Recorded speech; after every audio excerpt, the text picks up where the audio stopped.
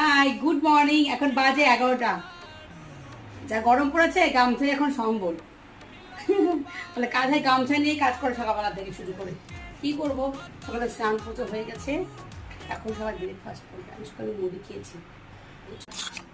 এই যে সবজি করেছি, আলু কুমড়ো ডাল, একটু পালং শাক আছে, সুজি। এই হচ্ছে দুজনের সকালবেলার ব্রেকফাস্ট। এটা এক হাতে ধর আর এইটা এক হাতে ধর, আর উপরে যা কাবলুকে বল যে দুধ খাওয়াবো। এদিকে আমি আলু কিনেছি, এই যা বড় লম্বা লম্বা করে, অ্যাকচুয়ালি আলুই তো এত লম্বা লম্বা। আর এই যে হচ্ছে ট্যাংরা মাছ দিয়ে আলু দিয়ে হবে, হালকা মশলা দিয়ে পাতলা ঝোল। চকচকে করে ট্যাংরা মাছগুলো ভালো করে ধুয়ে রেখে দিলাম। কি রুটি? কি হলো কি হলো? একটা বেগুনের 4 খণ্ড পেয়েছি আর হাফ খণ্ড পোকা, আর একটা বেগুন বুড়ো বেগুন রসুন দিয়ে ঘন্ট করবো। বেগুন চেষ্টি